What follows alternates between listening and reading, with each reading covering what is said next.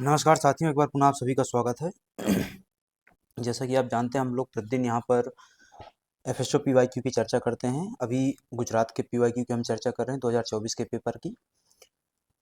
इसके अलावा जॉब्स वाला की तरफ से इस पीवाईक्यू डिस्कशन के अलावा जॉब्स वाला की तरफ से टेस्ट सीरीज उपलब्ध करवाई जा रही है। यदि आप चाहें तो उसको ज्वाइन कर सकते हैं। इसके तहत हम लोग 70 टेस्टों के माध्यम से 7000 प्रश्न उपलब्ध करवा रहे हैं।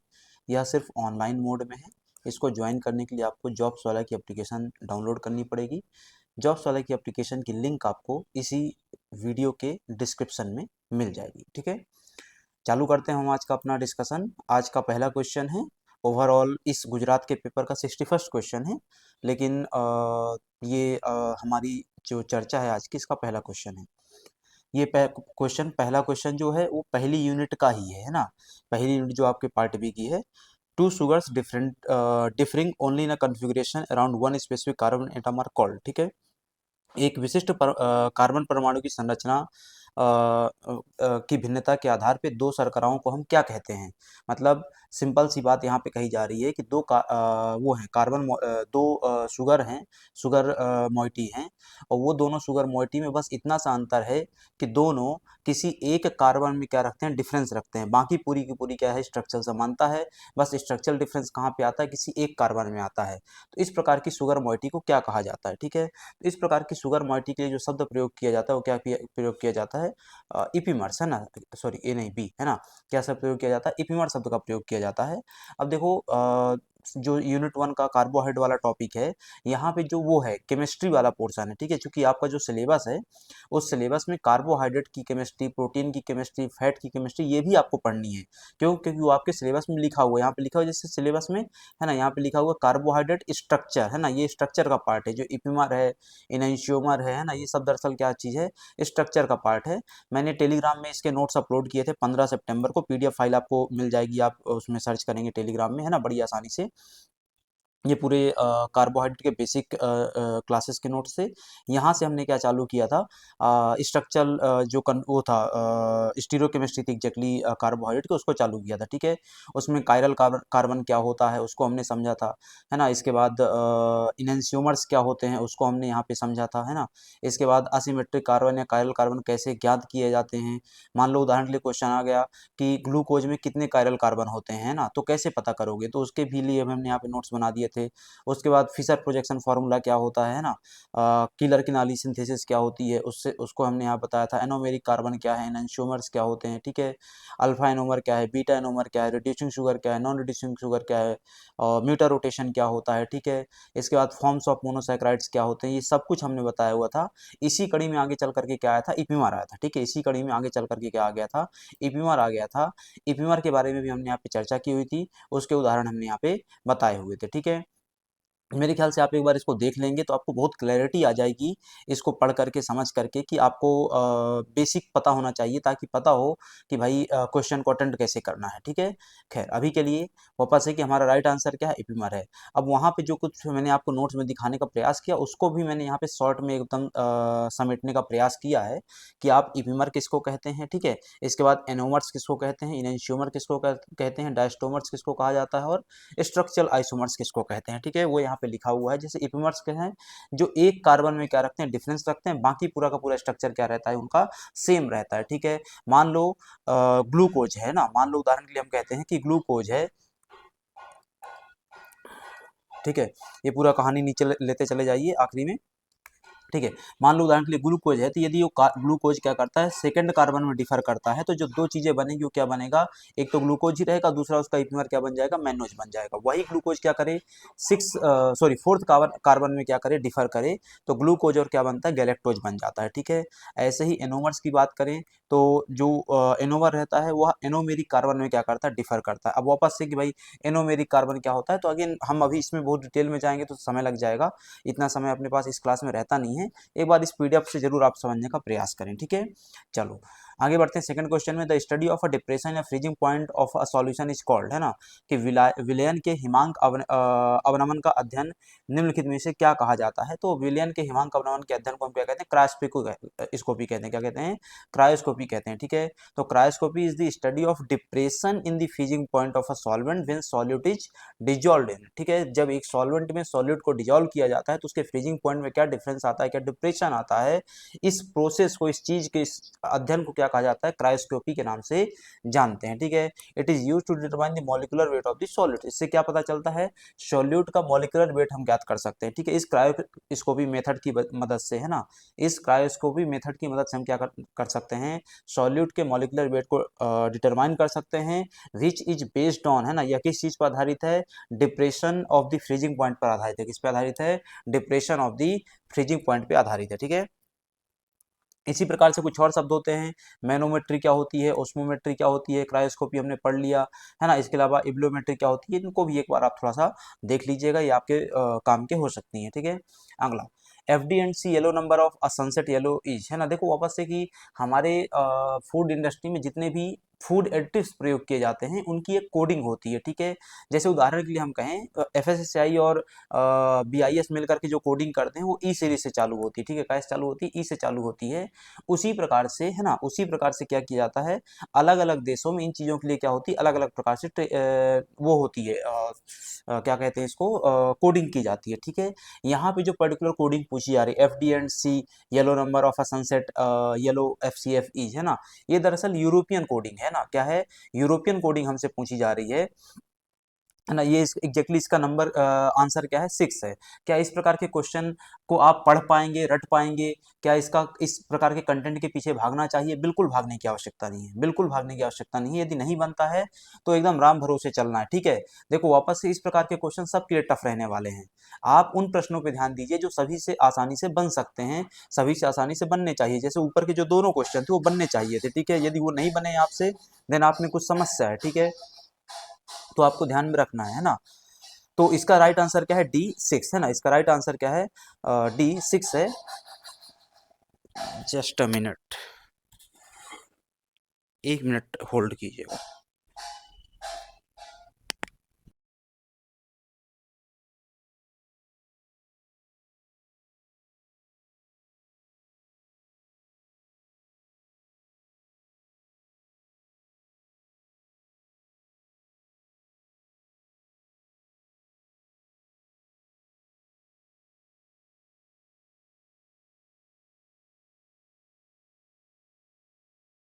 ठीक है, चलिए चालू करते हैं। दरअसल पीछे बच्चे खेल रहे थे, आवाज़ आ रही थी, शांत करवाना पड़ रहा है, ठीक है।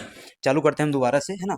तो sunset yellow FCF is a synthetic azo dye, है ना, ये क्या है, एक एजोडाई है जिसको फूड में, ड्रग्स में, कॉस्मेटिक इंडस्ट्री में क्या है, यूज किया जाता है, जिसका नंबर यूरोपियन सिस्टम में, US सिस्टम में क्या चलता है, 6 चलता है। उसी का यहाँ भारत में और EU में क्या चल रहा होता है, E110 चल रहा होता है, ठीक है। अब मान लो उदाहरण के लिए तुम क्या करते हो, सिंपल सा एक फूड प्रोडक्ट उठाते हो, है ना, एक फूड प्रोडक्ट उठाते हो, उस फूड प्रोडक्ट में क्या डाला हुआ है, सनसेट येलो डाला हुआ है फॉर कलर के लिए, है ना, काय के लिए, कलर के लिए डाला गया है। अब वो फूड प्रोडक्ट कहाँ पर चल रहा है, इंडिया में चल रहा है, EU के मार्केट में चल रहा है, तो वहां पे जो सनसेट येलो की कोडिंग रहेगी वो क्या मिलेगी आपको, E110 मिलेगी। लेकिन उसी के लिए US के मार्केट में क्या कोडिंग मिलेगी आपको, FD&C 6 मिल जाएगी, ठीक है, क्या मिलेगी, FD&C 6 मिल जाएगी, ठीक है। तो ये एक डिफरेंस रहता है, डायरेक्ट नाम ना लिख करके एडिटिव का क्या लिख दिया जाता है, उसकी कोडिंग लिख दी जाती है, ठीक है। इसी प्रकार से यहाँ पे कुछ कोडिंग नंबर्स दिए हुए हैं, यहाँ पे वही कोडिंग नंबर देने का प्रयास किया गया है जो जनरली कलरेंट्स या एडिटिव्स यूज होते हैं, है ना, फूड इंडस्ट्री में या फिर आपका ड्रग इंडस्ट्री में, ठीक है। जैसे टाट्राजीन हो गया, सनसेट येलो FCF हो गया, जो कि हमारा क्वेश्चन था, ठीक है। इसके अलावा इंडिगो कारामाइन हो गया, इरिथ्रोसाइन हो गया, ठीक है। तो इनको एक बार आप जरूर देख लीजिएगा, ठीक। अगला, the NRC for pomegranate is located, ठीक है। NRC क्या है, नेशनल रिसर्च सेंटर, ठीक है। NRC क्या है, नेशनल रिसर्च सेंटर, ठीक है। ये इन्होंने जो वो है फुल फॉर्म है वो फुल फॉर्म ना लिख करके यहाँ पे क्वेश्चन में क्या लिख दिया, शॉर्ट फॉर्म में लिख दिया था। ठीक है, तो अनार का राष्ट्रीय अनुसंधान केंद्र कहाँ पर अवस्थित है? इस प्रकार के जो राष्ट्रीय अनुसंधान केंद्र और आदि आदि चीजें हैं, ये आपके कहाँ का हिस्सा है? यूनिट 10 का हिस्सा है। कहाँ का हिस्सा है? यूनिट 10 का हिस्सा है। यूनिट 10 में दरअसल क्या दिया हुआ आपका, इंस्टीट्यूट ऑफ वो Indian institute Indian council of agriculture research दिया हुआ आपका। ठीक है, क्या दिया हुआ है? आईसीआर दिया हुआ है। ये सब आईसीआर का क्या है? पार्ट है। ये सब क्या है? आईसीआर का पार्ट है, इसलिए आपको ये पता होना चाहिए। ठीक है, तो ये जो पर्टिकुलर चीज है, ठीक है, NRC for pomegranate is located in, तो ये कहाँ पर है? सोलापुर में। कहाँ पर है? सोलापुर में। अनार अनुसंधान केंद्र कहाँ पर है? सोलापुर महाराष्ट्र में। कहाँ पर है? सोलापुर महाराष्ट्र में। ठीक है, यहाँ पर कुछ और चीजें दी हुई हैं अलग अलग उसके फलों के संबंध में। ये ऑफिशियल वेबसाइट से लिया गया है विद देयर एस्टेब्लिशमेंट ईयर। ठीक है, जैसे मान लो उदाहरण के लिए तुमसे पूछा जाता है केले का अनुसंधान केंद्र कहाँ है, तो तिरुचिरापल्ली में है। ठीक है, अंगूर का अनुसंधान केंद्र कहाँ है? पुणे में है। लीची का अनुसंधान केंद्र कहाँ है? मुजफ्फरपुर बिहार में है। लीची का सबसे बड़ा प्रोड्यूसर भी कौन है? बिहार है। ठीक है, पॉमग्रेनेट का कहाँ है? अनार का कहाँ है? सोलापुर महाराष्ट्र में। कब बना वो भी लिखा हुआ है, वो याद रखने की आवश्यकता नहीं है आपको। ठीक है, इसके अलावा ऊंट का अनुसंधान केंद्र कहाँ है? बीकानेर में है। ठीक है, क्वेंस का अनुसंधान केंद्र कहाँ है? हिसार में है। ठीक है, इसके अलावा मिथुन का कहाँ है? नागालैंड में है, मज्जीफेमा में। और ऑर्चिड्स का कहाँ पर है? पोक्योंग पैकोंग में। इसके अलावा आपका आ जाता है सुअर अनुसंधान केंद्र कहाँ पर है? तो वो आपका कहाँ मिल जाएगा? गुवाहाटी में। कहाँ पे मिल जाएगा? गुवाहाटी में। ठीक है, इसी प्रकार से पूरी लिस्ट आपकी चलती जाएगी। पूरी लिस्ट यहाँ पे दी हुई है। इनमें से जो जो महत्व के हैं वो आप जरूर याद में रखें। यदि पोमग्रेनेट का पूछा जा सकता है, अनार का पूछा जा सकता है, तो मेरे ख्याल से और भी पूछे जा सकते हैं। एक मोटा मोटा आपके पास रफ आइडिया होना चाहिए जगह का। वर्ष से मतलब नहीं है कि वो कब स्थापित किया गया था। ठीक है, अगला magic number as applied to stability of a atom are, है ना? किसी भी परमाणु की स्थिरता में प्रयुक्त मैजिक नंबर क्या है? ये सबसे बेसिक क्वेश्चन है केमिस्ट्री के संबंध में। ठीक है, जितने भी लोगों ने 9th 10th 11th 12th में थोड़ी सी बेसिक केमिस्ट्री भी पढ़ के आए हैं, उनके लिए सबसे आसान क्वेश्चन होने वाला है। ठीक है, what is the magic number which is applied for the stability of any nucleon, any atom, है ना? तो वो क्या है एग्जैक्टली? तो वैकेंसी के आधार पे हम तय करते हैं। किसके आधार पे तय करते हैं हम? वैकेंसी या वैलेंसी के आधार पे तय करते हैं। किसके आधार पे? वैलेंसी के आधार पे तय करते हैं। वो क्या एग्जैक्टली? 2 8 20 28। ठीक है, क्या है? 2 8 20 28, उसके आधार पे हम क्या कर रहे होते हैं? तय कर रहे होते हैं, ताकि हम क्या कर सकें? न्यूक्लियर सेल्स को भर सकें, है ना? जो वैलेंट न्यूक्लियर सेल्स है ना, क्या है? जो रिक्त न्यूक्लियर कक्षक हैं, उनको भरने के लिए हम क्या करते हैं? इसका उपयोग करते हैं। ठीक है, 2 8 20 28 ये फॉर्मूला क्या यूज किया जाता है। ठीक है, किसके लिए कितना होता है वो यहाँ पे लिखा हुआ है ना? हीलियम के लिए कितना होगा, ऑक्सीजन के लिए कितना होगा, कैल्शियम, है ना? तो ये पूरा कहानी लिखा हुआ है, एक बार जरूर आप इसको देख लीजिएगा। ठीक है, अगला आईएसओ 14000 डील्स विथ, ये जो आईएसओ वाला है ये आपका यूनिट 8 से भी डील करता है ना? यूनिट 10 से भी डील करता है। ठीक है, आईएसओ 14000 का पूरा कहानी प्राइमरली कहाँ मिलेगा आपको? यूनिट 10 में मिल जाएगा। इसके अलावा थोड़ा बहुत पोर्सन 8 में एग्जैक्टली नहीं, मेरे ख्याल से 7 में है ना, क्रॉस चेक कर लीजिएगा, बट 10 में तो 100% श्योर हूँ मैं। ठीक है, क्योंकि वहाँ पे आईएसओ दिया हुआ है आपका। ठीक है, आईएसओ 14000 डील्स विद, ठीक है, किस चीज से वो आईएसओ 14000 रिलेटेड है? तो आईएसओ 14000 को जो संबंध है वो किससे है भाई? इन्वायरमेंट से। किससे है? इन्वायरमेंट से है। ठीक है, तो उसको आप ध्यान में रखेंगे। ठीक है, इसी प्रकार से यहाँ पे दिए हुए हैं, जैसे उदाहरण के लिए हम बात करें क्वालिटी मैनेजमेंट सिस्टम की, वो किससे संबंधित है? 9001 से संबंधित है। ठीक है, कब आया था आखिरी बार? 2015 में आया था। फूड सेफ्टी मैनेजमेंट सिस्टम किससे संबंधित है? 22000 से संबंधित है। आखिरी बार कब आया था?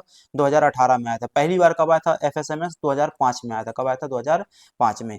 OHSMS occupational health and safety किससे संबंधित है? 45001 से संबंधित है। ठीक है, आखिरी बार कब आया? 18 में।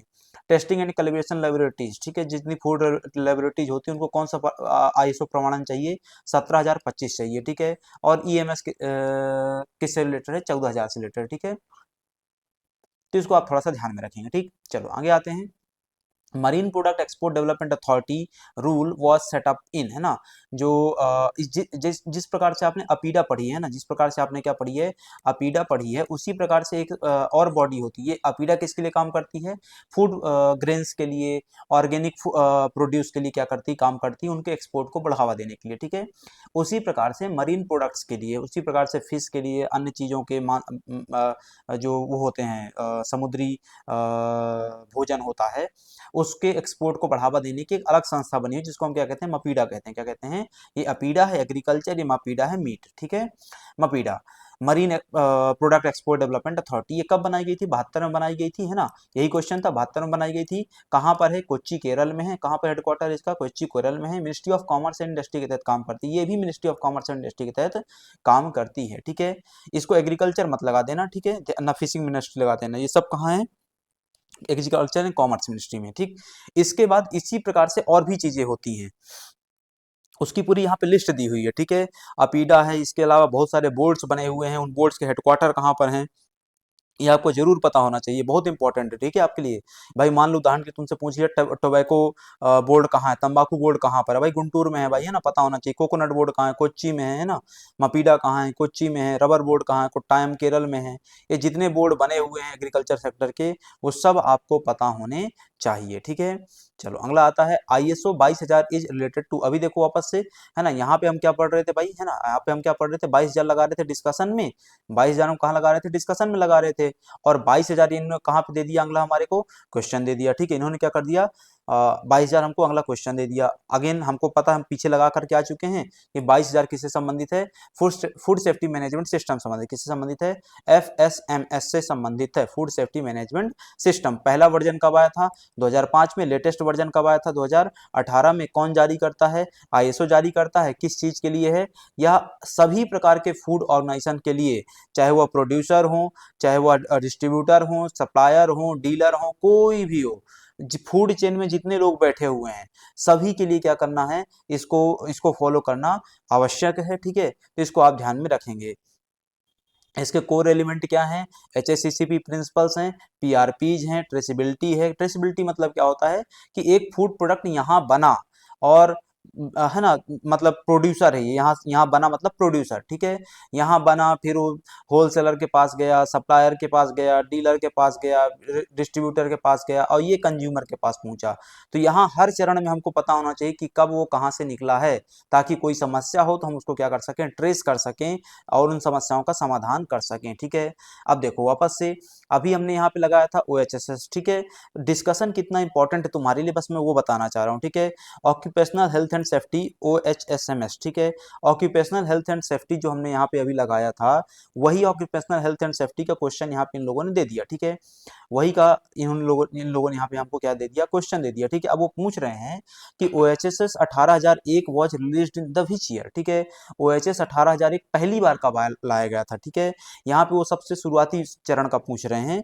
ये पहली बार कब रिलीज किए गए थे? 1999 में। कब रिलीज किए गए थे? 1999 में रिलीज किए गए थे, ठीक है। कब? 1999 में रिलीज किए गए थे, वो आप ध्यान में रखिए, ठीक है। अब यहाँ पे वापस से मैंने उस लिस्ट को क्या कर दिया, एक बार ज्वाइन करके दे दिया है, ठीक है। इसको 96 की जगह 99 कर लीजिएगा, ठीक है। उसको 96 की जगह 99 कर लेना है, ठीक है। इसके अलावा बाकी यहाँ पे जितने भी दिए हुए हैं वो सब आप जरूर ध्यान रखें कि इनका पहला वर्जन कब आया था, इनका लेटेस्ट वर्जन कब आया था, है ना। ये पूरी कहानी आपको पता होनी चाहिए, ठीक है। सॉरी, हाँ, ये नहीं नहीं, सॉरी सॉरी सॉरी, ये आपका सही है ना, 1996 सही है ना, मैंने गलती से 14,001 कर दिया। 18,001 था आपका ना, 1999। 18,001 को किससे रिप्लेस कर दिया गया? 45,001 से। वर्तमान समय में 18,001 एग्जिस्ट नहीं करता है, ठीक है। क्यों? क्योंकि 2018 में एक नया सिस्टम ला दिया गया, जिसको क्या बोल दिया गया? 45,001 बोल दिया गया, ठीक है। तो वो ध्यान में रखना है आपको। बट फिर भी यहाँ पे पूरा दिया हुआ है, आप एक बार जरूर इसको देखिए और अपने उपयोग में लीजिए, ठीक है। तभी तो ये सार्थक बैठेगा, अन्यथा तो फिर क्या है, राम नाम चलता ही रहता है ना। पूरे यहाँ पे जितने ISO सर्टिफिकेशन होते हैं फूड सेक्टर के, सब दिए हुए हैं। अगला, as per the food products standards and food additives regulation 2011, milk solids not fat in skimmed milk should not be less than, ठीक है। जो ये पर्टिकुलर रेगुलेशन है उसके हिसाब से यदि हम बात करें तो मिल्क में SNF कितना होना चाहिए, ठीक है। SNF कितने से कम नहीं होना चाहिए, ठीक है। देखो वापस से, मिल्क में सॉलिड्स होते हैं, मिल्क में सॉलिड्स दो प्रकार के होते हैं। एक सॉलिड को फैट कहते हैं, दूसरे को SNF कहते हैं। फैट मतलब तो मेरे ख्याल से समझते हो। तो उसके अलावा, फैट के अलावा जो कुछ बचता है वो कहाँ रख दिया जाता है? SNF में। मतलब फैट, सॉलिड में दो चीजें हो गई, फैट और SNF। तो जितना सॉलिड कंटेंट फैट होगा वो यहाँ रख दिया जाएगा, और जितना सॉलिड कंटेंट फैट नहीं होगा वो यहाँ रख दिया जाएगा। वो सॉलिड कंटेंट जो फैट नहीं है वो क्या हो सकता है? कार्बोहाइड्रेट हो सकता है, प्रोटीन हो सकता है, मिनरल्स हो सकते हैं, ऐसी सभी सभी चीजें हो जाती हैं, ठीक है। तो जो SNF है वो कितना होना, कितने से कम नहीं होना चाहिए इस पर्टिकुलर रेगुलेशन के हिसाब से यदि हम बात करें तो, ठीक है। तो वो कितना कम नहीं होना चाहिए? 8.7% से कम नहीं होना चाहिए। कितना? 8.7% से कम नहीं होना चाहिए। किसमें? स्किम्ड मिल्क में। किसमें? स्किम्ड मिल्क में। ठीक है। अब बफेलो मिल्क में फैट कितना होगा, एसएनएफ कितना होगा, काऊ में, गोट में, कैमल में, इस मिक्स्ड में। ठीक है। अब काऊ, गोट, कैमल, मिक्स्ड, ये सब तुमको रटने की आवश्यकता नहीं बफेलो। ठीक है। तुम सिंपल सा काऊ रटोगे। क्या रटोगे भाई? तुम सिर्फ काऊ रटोगे। इसके अलावा क्या रटोगे भाई? ये जितने दिए हुए हैं सब इंपॉर्टेंट है। Standardized, tone, double tone, skimmed, full cream, इससे इंपॉर्टेंट नहीं है। ठीक है। ये जितने दिए हुए ये इंपॉर्टेंट है। क्यों इंपॉर्टेंट है? ये स्पेशलाइज्ड फूड आइटम्स हैं। क्या है? स्पेशल तरीके से बनाए गए कुछ फूड आइटम्स है जो आपके एग्जाम के परस्पेक्टिव से महत्व रखते हैं। ठीक है। अगला, as per the FSS again same regulation, hydroxy methyl furfural HMF in honey shouldn't be more than, honey में एचएमएफ की मात्रा कितने से अधिक नहीं होना चाहिए। ठीक है। हनी में एचएमएफ की मात्रा जानने के लिए आपको इस पर्टिकुलर रेगुलेशन को ओपन करना पड़ेगा। ये पर्टिकुलर रेगुलेशन आप ओपन करेंगे और उसमें सर्च मारेंगे क्या? हाइड्रोक्सी मिथाइल फर्फ्यूरल, तुरंत आप कहाँ पहुंचेंगे? हनी में पहुंचेंगे। और वहां पे सर्च करते ही आपको क्या मिलेगा कि हनी में कभी भी फर्फ्यूरल 80 mg पर केजी से ज्यादा नहीं होना चाहिए। ठीक है। कभी भी फर्फ्यूरल 80 mg पर केजी से ज्यादा नहीं होना चाहिए। ठीक है। अब वापस से हनी के बारे में उन्होंने पूरा डिटेल में लिखा हुआ है उस पर्टिकुलर रेगुलेशन में कि उसमें क्या कितने से ज्यादा नहीं होना चाहिए।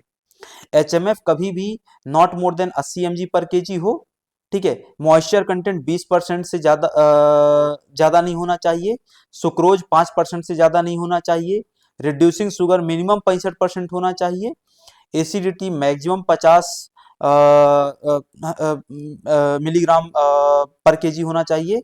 और एस कंटेंट मैक्सिमम कितना होना चाहिए? 0.6% होना चाहिए। ठीक है। तो ये जो पूरे पैरामीटर्स दिए हुए हैं वो कहाँ पर दिए हुए हैं? ये पूरे के पूरे पैरामीटर आपको कहाँ मिल जाएंगे? इस एफएसएस के रेगुलेशन में मिल जाएंगे। ठीक है। कौन से में? ये जो रेगुलेशन यहाँ पे लिखा हुआ है इसमें मिल जाएंगे। ठीक है। चलो आगे आते हैं। The off flavour developed in a refined oils before the onset of rancidity is called as. ठीक है। देखो, जो फैट होता है, जो ऑयल होता है, उसमें ऑफ फ्लेवर डेवलप होता है। ऑफ फ्लेवर का मतलब होता है जो फ्लेवर डिजायर्ड नहीं था, जो महक, जो सुगंध आवश्यक नहीं थी, वो भी डेवलप हो गई। मतलब हमारा तेल क्या हो गया? खराब हो गया, गंध आने लग गई, बदबू आने लग गई। ये कब होता है सामान्यतः? जब रेंसिडिटी हो जाती है। रेंसिडिटी का मतलब कि फैट ने या ऑयल ने क्या कर लिया? रिएक्शन कर ली। किसके साथ? ऑक्सीडेंट जो रहे होंगे उसमें, उनके साथ। लेकिन कई बार क्या होता है? रेंसिडिटी होने के पहले ही ऑफ फ्लेवर डेवलप हो जाता है। रेंसिडिटी होने के पहले ही क्या हो जाता है? वहां पे गंध आने लग जाती है। तो प्रश्न ये पूछ रहा है कि यदि रेंसिडिटी होने के पहले ही गंध आ जा रही है तो इसको हम क्या कहते हैं? तो इसको रिवर्जन कहते हैं। क्या कहते हैं इसको? हम इसको रिवर्जन कहते हैं। किसमें होता है? रिफाइंड ऑयल्स में होता है, स्पेशली सोयाबीन का तेल, कॉटन सीड ऑयल और तिली के तेल में। कारण क्या होता है? लिनोलेनिक एसिड जो रहता है वो क्या हो जाता है? ऑक्सीडाइज हो जाता है। कोई भी चीज यदि ऑक्सीडाइज हो जाएगी इस फैट के मामले में तो गंध मारने लग जाएगी। वही चीज यहाँ पे आती है। वो कौन सा ऑफ फ्लेवर आता है? गंध कौन से प्रकार की आती है? फिशी, बेनी, ग्रासी या पैंटी, मतलब मच्छी के जैसी गंध आ जाती है। ठीक है। ये कब होता है? रेंसिडिटी होने के पहले होता है। ये क्या होता है? रेंसिडिटी होने के पहले ही हो जाता है। ठीक है। ये ध्यान में रखना है आपको। तो ये रिवर्जन कहलाता है। इसके अलावा हाइड्रोलाइटिक रेंसिडिटी, ऑक्सीडेटिव रेंसिडिटी, ये क्या होते हैं? पढ़ लीजिएगा। फ्लेवर और पॉलीमराइजेशन क्या होता है ये भी पढ़ लीजिएगा। ठीक है। चलो आगे आते हैं। Polished rice is often by removing which layer. यदि आपको पॉलिश्ड राइस चाहिए है तो आपको कौन सी लेयर को हटाना पड़ेगा? तो पॉलिश्ड राइस को प्राप्त करने के लिए आपको क्या करना पड़ता है? एल्यूरोन लेयर को हटाना पड़ता है ना? किसको हटाना पड़ता है? एल्यूरोन लेयर को हटाना पड़ता है। ठीक है। एल्यूरोन लेयर को हटाने से है ना, वो कैसे हटाएंगे? मिलिंग की मदद से, है ना? कैसे हटा सकते हैं आप? मिलिंग की मदद से, पॉलिशिंग की मदद से। ठीक है। This gives rice a white glossy appearance. इस लेयर को हटाने के बाद जो चावल रहता है वो सफेद दिखने लगता है, एकदम झक सफेद, चमकदार, glossy appearance. But also reduces it's nutrient content. ये सबसे इंपॉर्टेंट लाइन है भाई। जो चीज चमकती है वो हमेशा फायदे लायक हो ऐसा कोई थंब रूल नहीं है। उसी प्रकार से चावल जो चमकता है, चावल जो ज्यादा व्हाइटनेस देता है, बढ़िया आकर्षक आकर्षक लगता है, उसमें न्यूट्रिएंट की कमी होती है। अब चूंकि न्यूट्रिएंट की कमी है, कौन से न्यूट्रिएंट की कमी भाई? B1 B2 आदि की कमी है, तो फिर क्या करना पड़ेगा? कोटिंग करनी पड़ेगी ताकि क्या हो जाए? उनकी पूर्ति हो जाए। फोर्टिफिकेशन करना पड़ेगा, है ना? ठीक है, ध्यान में रखिए। चलो आगे यहाँ पे ये लेयर अलग अलग से क्या होता है वो पूरा यहाँ पे लिखा हुआ है, ठीक है। अगला, benzoate is used for the preservation of, benzoate मतलब क्या, बेंजोइक एसिड, बेंजोइक एसिड का सॉल्ट क्या हो गया, बेंजोएट हो गया। कौन सा form, sodium form, sodium benzoate, ठीक है। क्या हो गया, सोडियम बेंजोएट। सोडियम बेंजोएट किसके उसमें यूज किया जाता है, जैम प्रोडक्ट में, किसमें यूज किया जाता है, जैम में। ब्रेड में क्या यूज किया जाता है, प्रोपियोनेट, ब्रेड में क्या यूज करते हैं, प्रोपियोनेट यूज करते हैं। जैम में क्या यूज करते हैं, बेंजोएट यूज करते हैं। मीट में क्या यूज करते हैं, नाइट्रेट यूज करते हैं। मीट में क्या यूज करते हैं, नाइट्रेट यूज करते हैं। अंडे में यूज करने की जरूरत नहीं है, फोड़ के अंडा में दांत थोड़ा ना डालेगा, ठीक है। अब प्रिजर्वेटिव जो होते हैं वो दो प्रकार के होते हैं, class one, class two. Class one जो एंशिएंट टाइम से यूज हो रहे हैं और सामान्यतः क्या होते हैं, प्राकृतिक होते हैं। क्लास टू जो अभी हाल के वर्षों में 200-250 वर्षों से यूज होना चालू हुए हैं और अधिकांशतः क्या होते हैं, सिंथेटिक होते हैं। क्लास वन में क्या हुआ, नमक हो गया, शक्कर हो गया, विनेगर हो गया, शहद, ऑयल, फैट, स्पाइसेस, अल्कोहल, ठीक है। इनका यूज कहाँ होता है वो लिस्ट लिखी हुई है, जरूर पढ़ें, आपके बहुत काम का है। वहीं से तो क्वेश्चन बना था ऊपर वाला, बेंजोएट वाला। सोडियम बेंजोएट, बेंजोइक एसिड, ये सब कहाँ यूज होते हैं, ठीक है। ये क्लास टू है पूरी, ये क्या है, पूरी क्लास टू है। प्रोपियोनिक एसिड कहाँ यूज होता है, ब्रेड में, ऊपर बताया मैंने, ठीक है। नाइट्रेट, नाइट्राइट कहाँ यूज होते हैं, मीट में यूज होते हैं, ऊपर बताया, ठीक है। ये सब कहाँ यूज होते हैं जरूर पता होना चाहिए आपको, बहुत इंपॉर्टेंट है आपके लिए। अगला, ये कहाँ का है भाई, आपका यूनिट 9 का हिस्सा है ना, यूनिट 9 का हिस्सा है या 8 का, एक बार क्रॉस चेक कर लेना। फूड एडिटिव्स कहाँ दिए हुए हैं, यूनिट 8 में दिए हुए हैं, ठीक है।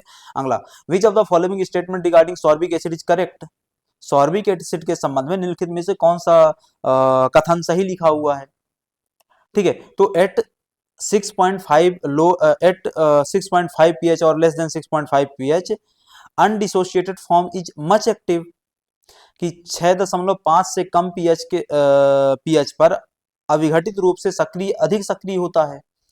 कौन अधिक सक्रिय होता है अविघटित रूप से, सॉर्बिक एसिड अधिक सक्रिय होता है। कब, जब पीएच कितना हो, 6.5 से कम हो, पीएच कितना हो, 6.5 से कम हो, मतलब एसिडिक हो।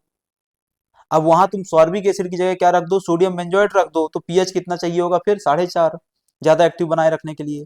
सल्फर डाइऑक्साइड के लिए 4 से कम, प्रोपियोनेट्स के लिए 4.5 से 7 के बीच में चाहिए होगा, और इनके यूज भी यहाँ पे लिखे हुए हैं। अगला, pyranose is a ring structure with, ठीक है। वापस से देखो, यहाँ पे बात कर रहे थे हम, है ना, यहाँ पे हम बात कर रहे थे किसकी, अलग अलग प्रकार के स्ट्रक्चर्स की, ठीक है। जैसे यहाँ पे हमने अभी किसकी बात करी थी, फिशर प्रोजेक्शन फॉर्मूला की बात करी थी। इसी प्रकार से फिशर प्रोजेक्शन फॉर्मूला के आधार पे, क्योंकि जो फिशर प्रोजेक्शन फॉर्मूला रहता है ना, जो फिशर प्रोजेक्शन फॉर्मूला रहता है वह किस चीज पर बेस्ड रहता है, वह लीनियर स्ट्रक्चर पे बेस्ड है। किस पे बेस्ड है, लीनियर स्ट्रक्चर पे बेस्ड है, या रेखीय उसमें बेस्ड रहता है, ठीक है। इसी प्रकार से यदि हम बात करें, जो रिंग स्ट्रक्चर रहते हैं ना, जो क्या रहते हैं, रिंग स्ट्रक्चर है, तो यहाँ पे दिया हुआ है मैंने, है ना, यहाँ पे दिया हुआ है। जैसे उदाहरण के लिए बात करेंगे, जो रिंग स्ट्रक्चर बनते हैं उनको क्या बोलते हैं, होवर्थ प्रोजेक्शन बोलते हैं। क्या बोलते हैं उनको, हम होवर्थ प्रोजेक्शन बोलते हैं। यहाँ पे लिखा हुआ है, ये पीडीएफ आपके लिए बहुत इंपॉर्टेंट है, टेलीग्राम ग्रुप में डाली हुई, जरूर पढ़िएगा, ठीक है।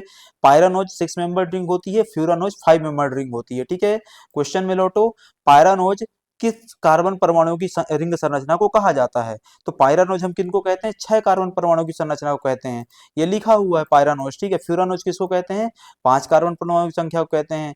पायरानोज और फ्यूरानोज के स्ट्रक्चर कैसे दिखाई देते हैं, इस प्रकार से दिखाई देते हैं। ये क्या है, पायरानोज और फ्यूरानोज के स्ट्रक्चर, यहाँ पे पर्टिकुलर क्या दिखाई दे रहा है, पायरानोज दिखाई दे रहा है, क्योंकि 6 मेंबर रिंग है, ठीक है। तो ये ध्यान में रखना है आपको। मेरे ख्याल से बात समझ में आ गई होगी जो भी मैं समझाना चाह रहा था, ठीक है। अगला, the characteristic test of a naringin is, है ना, जो नारिंजीन रहता है उसका क्या स्वाद होता है, उसका स्वाद किस प्रकार का होता है। तो जो नारिंजीन रहता है उसका जो स्वाद रहता है, कड़वा रहता है। कैसा रहता है, कड़वा रहता है, बिटर रहता है, ठीक है। अब नारिंजीन क्या है, एक फ्लेवोनॉइड ग्लाइकोसाइड है। क्या है, एक फ्लेवोनॉइड ग्लाइकोसाइड है। कहाँ से मिलता है, पेड़ पौधों से मिलता है। कहाँ से मिलता है, पेड़ पौधों से मिलता है। जो किस प्रकार का टेस्ट रहता है, बिटर टेस्ट रखता है। किस प्रकार का, बिटर टेस्ट रखता है। कहाँ पाया जाता है, किन में पाया जाता है, ग्रेप फ्रूट में पाया जाता है। इसके अलावा कुछ सिट्रस फ्रूट्स में भी पाया जाता है ना, कुछ सिट्रस फ्रूट्स में भी पाया जाता है। तुम संतरा खाते हो, तुम क्या करते हो, संतरा खाते हो, तुमको संतरा जो रहता है वो एक अलग स्वाद देता है, लेकिन यदि तुम गलती से संतरे का छिलका भी टेस्ट कर लो ना, तो संतरे का छिलका तुमको क्या लगता है, कड़वा लगता है। वो जो संतरे का छिलका तुमको कड़वा लग रहा है, वो किसकी वजह से कड़वा लगता है भाई, नार्जिनिन की वजह से कड़वा लगता है, जो क्या दे रहा है वहां पे, बिटर कैरेक्टरिस्टिक्स दे रहा है, ठीक है। तो ये ध्यान में रखिएगा। इसी प्रकार से और चीज़ों के भी यहाँ पे स्वाद लिखे हुए हैं, जरूर आप ध्यान में रखें, ठीक है। इनके यहाँ पे टेस्ट लिखे, इधर पे क्या लिखे हैं, उनके सोर्सेस, ठीक है। अगला आता है हमारा इसमें, one of the following is a flavour component of element, है ना। एलिमेंट का निम्नलिखित में से कौन सा एक तत्व है, तो एलिमेंट में क्या पाया जाता है, बेंजल्डिहाइड पाया जाता है। एलिमेंट का जो टेस्ट रहता है ना, जो हमारा एलिमेंट को हिंदी में क्या बोलते हैं भाई, बादाम, ठीक है। बादाम का जो टेस्ट रहता है वो किसकी वजह से रहता है, ये क्वेश्चन आ जाता है, तो किसकी वजह से रहता है, वो बेंजल्डिहाइड की वजह से, किसकी वजह से, बेंजल्डिहाइड की वजह से। जो फ्लेवर है, जो टेस्ट है, कौन देता है वहाँ पे, बेंजल्डिहाइड देता है, ठीक है। बिटर आलमंड फ्लेवर बोलते हैं उसको, क्या बोलते हैं, बिटर आलमंड फ्लेवर बोलते हैं, ठीक है। बनाना का जो स्वाद होता है वो किसकी वजह से होता है, आइसोअमाइल एसीटेट की वजह से, ठीक है। क्लोव का किसकी वजह से होता है, लौंग का यूजिनॉल की वजह से, ठीक है। संतरे का लाइमोनिन की वजह से, एप्पल का इथाइल ब्यूटाइरेट की वजह से, ठीक है। आलमंड का बेंजाल्डिहाइड की वजह से, सिनेमन का किसकी वजह से, सिनेमाल्डिहाइड की वजह से, सिनेमन क्या है, मुलेठी है, ठीक है। क्लोव का यूजिनॉल की वजह से, वेनिला का वेनिलिन की वजह से, ठीक है। चलो अगला आता है, the most well known raspberry flavour chemical is, ठीक है। रसबेरी का जो वो होता है स्वाद होता है या फ्लेवर होता है, वो किसकी वजह से होता है, तो रसबेरी का जो फ्लेवर होता है, स्वाद होता है, किसकी वजह से होता है, 1 पैरा हाइड्रोक्सी फिनाइल 3 ब्यूटानोन की वजह से, किसकी वजह से, 1 पैरा हाइड्रोक्सी ब्यूटाइल 3 ब्यूटानोन की वजह से क्या होता है, रसबेरी का स्वाद होता है, ठीक है। इसी प्रकार से बाकी के यहाँ पे स्वाद लिखे हुए हैं, जरूर एक बार आप इनसे गो थ्रू करें, ठीक है। आज का अगला question, geranial and neral is the important flavour component of, geranial और नेरल किसके प्रमुख स्वाद घटक माने जाते हैं, ठीक है।